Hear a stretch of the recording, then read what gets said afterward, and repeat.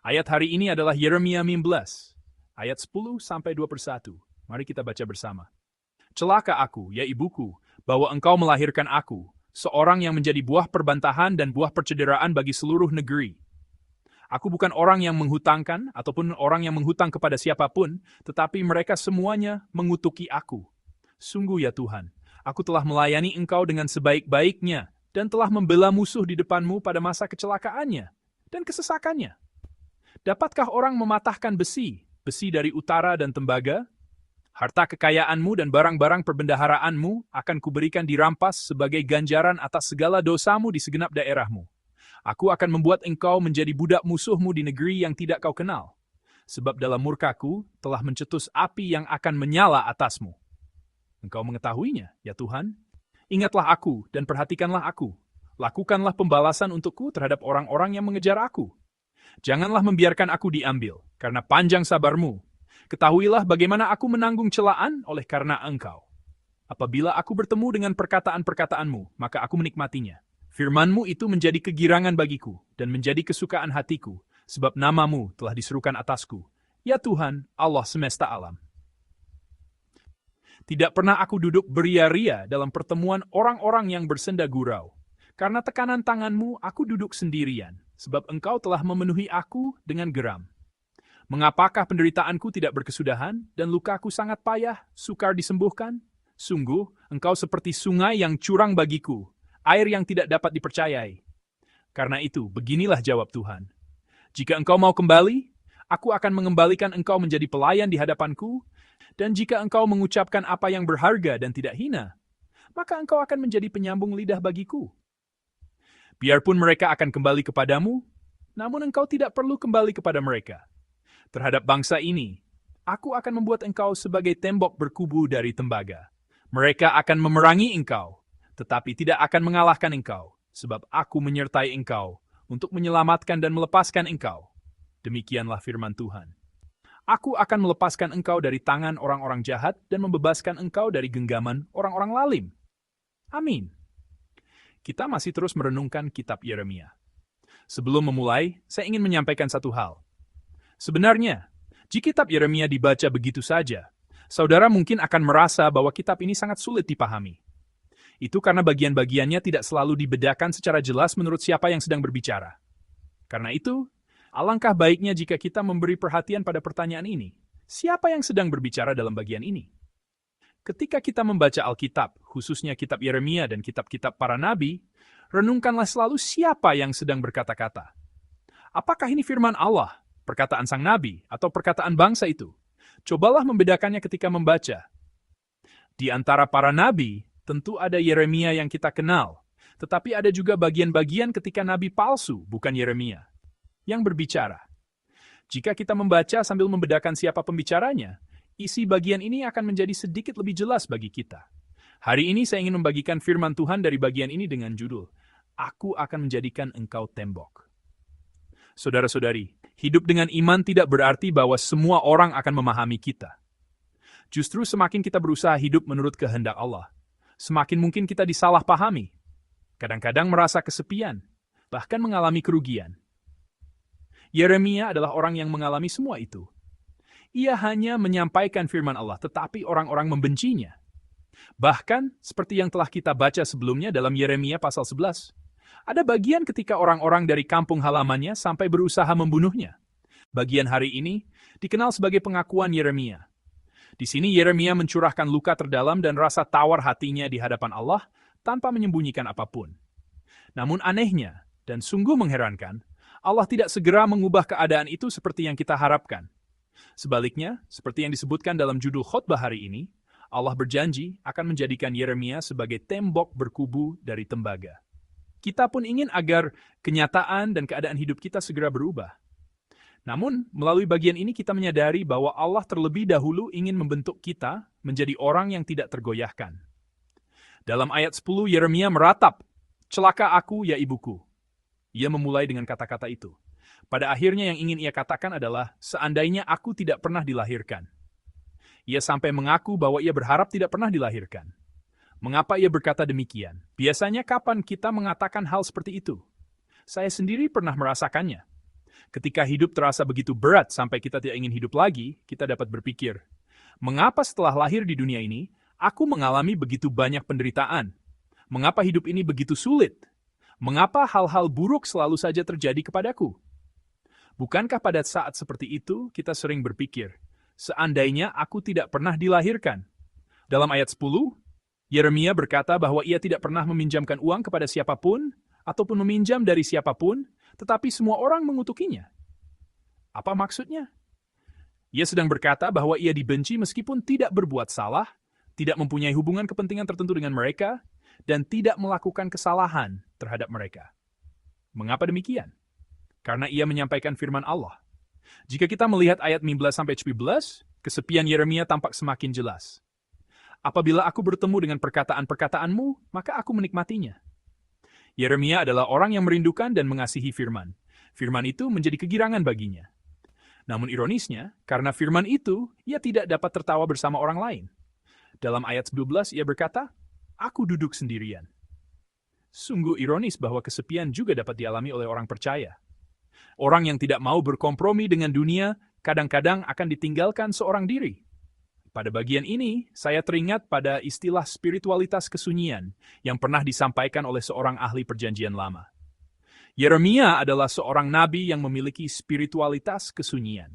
Kiranya kita mengingat bahwa firman Tuhan dapat membuat kita harus berdiri di tengah kesunyian. Hal yang sama berlaku pada masa kini. Ketika kita berusaha memegang prinsip-prinsip iman, hidup jujur, dan terkadang menyebut dosa sebagai dosa dengan berkata, itu dosa. Itu benar-benar dosa. Orang-orang mungkin merasa tidak nyaman terhadap kita. Namun Yeremia tidak berhenti di sini. Dalam ayat 14, ia mengajukan pertanyaan yang jujur kepada Allah. Apakah engkau sungguh seperti sungai yang curang bagiku, seperti air yang tidak dapat dipercayai? Di padang gurun Israel ada aliran sungai yang mengalir pada musim hujan, tetapi menjadi kering sama sekali pada musim kemarau. Seseorang melihatnya dari jauh lalu berlari ke sana sambil berpikir, di sana ada sungai, biasanya memang ada di sekitar sana. Namun ketika ia tiba, tidak ada air. Yeremia sekarang sedang bertanya kepada Allah, Tuhan, benarkah engkau sudah meninggalkan aku? Ini dapat disebut sebagai pengakuan yang sungguh memilukan. Namun Alkitab memperlihatkan doa-doa jujur dari orang-orang beriman seperti ini dengan apa adanya. Kiranya kita mengingat bahwa Allah bukan hanya pribadi yang mendengarkan kata-kata rohani kita, melainkan Bapa yang juga mendengarkan luka dan air mata kita. Ketika kita sangat menderita dan merasa tawar hati, apakah doa kita selalu keluar dalam kata-kata yang indah? Tidak. Kadang-kadang kata-kata kasar, bahkan makian, dapat keluar. Ketika keadaan terlalu berat, dan kita didera penderitaan yang sangat hebat, kata-kata kasar bisa keluar lebih dahulu. Pernahkah saudara mencurahkan isi hati kepada Allah dengan berkata, ini terlalu berat, lalu merasa, jangan-jangan aku terlalu terus terang tentang perasaanku? Kenyataannya, Allah mendengarkan doa seperti itu juga. Benar, bukan? Bahkan doa yang terucap begitu saja, dan doa yang mencurahkan segala keluh kesah kita didengarkan oleh Allah. Allah adalah pribadi yang mendengarkan doa semacam itu. Ia sanggup turut merasakan penderitaan kita, dan ia sanggup menjawab seruan yang benar. Kiranya ibadah fajar ini juga menjadi waktu ketika kita mencurahkan hati dan pikiran kita apa adanya kepada Allah yang demikian. Menanggapi ratapan Yeremia, Allah berfirman, jika engkau mau kembali, aku akan mengembalikan engkau menjadi pelayan di hadapanku. Jika dibaca secara harfiah, firman ini mungkin terdengar agak dingin. Kita mungkin berpikir, dalam keadaan sesulit ini, tidak bisakah engkau terlebih dahulu menghibur aku?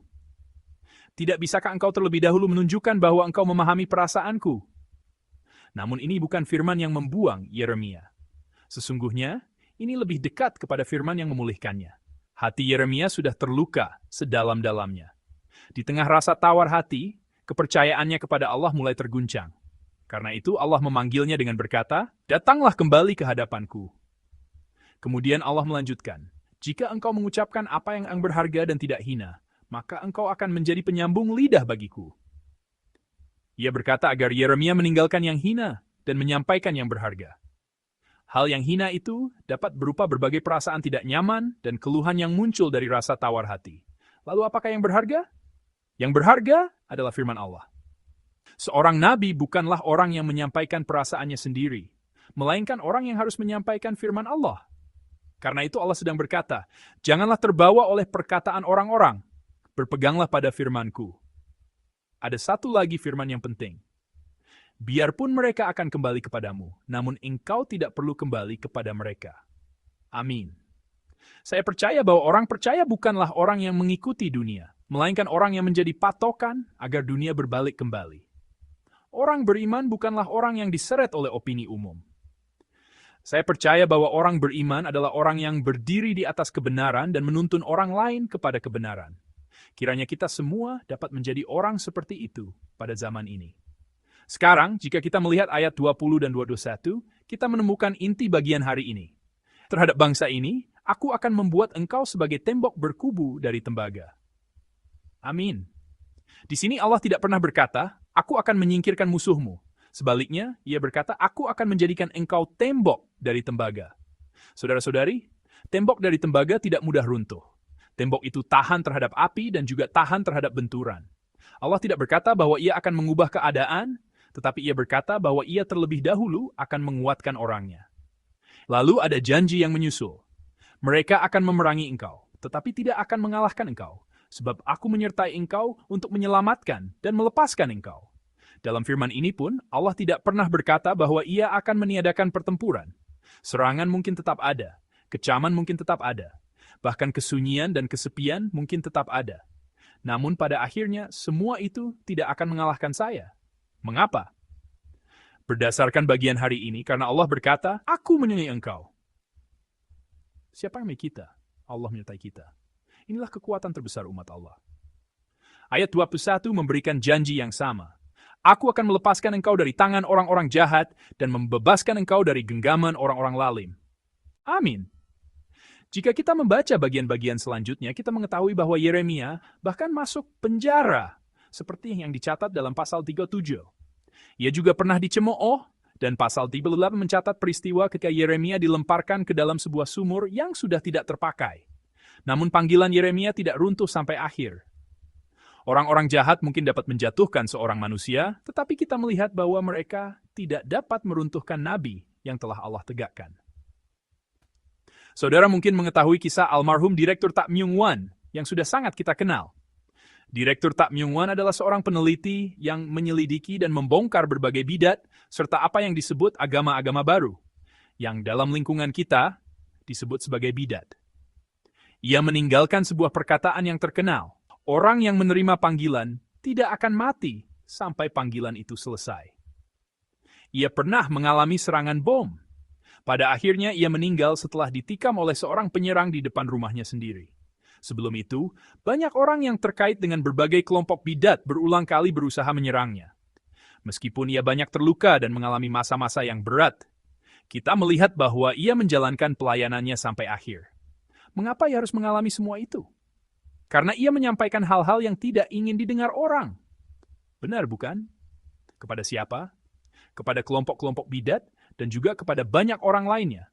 Karena ia mengatakan hal-hal yang tidak ingin mereka dengar, ia mengalami banyak kesusahan dan penderitaan. Saya bahkan berpikir bahwa jejak dan karya yang ditinggalkannya mungkin dapat dibandingkan dengan jejak seorang nabi. Seandainya ia tidak ada, banyak agama baru dan kelompok bidat di negeri ini mungkin tidak pernah terungkap dengan benar kepada masyarakat. Semua itu terjadi karena ia mengatakan kebenaran dan menyampaikan pesan yang benar. Penderitaan memang tidak berlalu begitu saja. Ia mengalami kesusahan yang tidak terhitung banyaknya. Namun karena ia mengatakan apa yang benar, dunia tidak membiarkannya dengan tenang. Meski demikian, kita melihat bahwa dunia tidak dapat meruntuhkan sepenuhnya orang yang telah Allah tegakkan. Ketika saya melihat penelitian tentang bidat di negeri ini terus berlanjut melalui putra-putranya, saya dapat merasakan bahwa Allah terus bekerja. Saya akan mengakhiri firman ini. Dalam menjalani kehidupan iman, ada hari-hari ketika kita bertanya, mengapa hanya aku yang harus mengalami semua ini? Kita sudah melayani dengan sungguh-sungguh, tetapi tidak dihargai. Kita hidup menurut firman, tetapi seolah-olah justru mengalami kerugian. Kita sudah berdoa, tetapi ada saat-saat ketika kita tidak tahu apakah Allah benar-benar hidup dan bekerja, dan Allah terasa sangat jauh. Hari ini, Allah berfirman kepada kita yang berada dalam keadaan seperti itu. Ia memanggil kita untuk datang kembali ke hadapan-Nya. Ia berkata agar sekalipun demikian kita tetap berpegang pada firman-Nya, bukan pada perkataan orang-orang. Lalu ia menyampaikan inti penting firman hari ini. Aku akan menjadikan engkau tembok dari tembaga. Kiranya melalui firman hari ini, kita menyadari bahwa Allah bukanlah pribadi yang meniadakan semua pertempuran dalam hidup kita, melainkan pribadi yang membentuk kita menjadi orang yang tidak tergoyahkan, bahkan di tengah pertempuran itu. Saya percaya bahwa orang yang berdiri bersama Allah hari ini tidak akan mudah runtuh. Dunia dapat mengguncang kita dengan keras. Namun, kita mengaku bahwa orang yang ditopang Allah tidak akan pernah dapat dijatuhkan. Kiranya kita semua berdiri di atas firman janji dan keyakinan ini. Dalam nama Tuhan, saya berdoa, kiranya saudara sekalian, dan saya menjalani hari ini sebagai tembok berkubu dari tembaga yang ditopang oleh tangan Allah.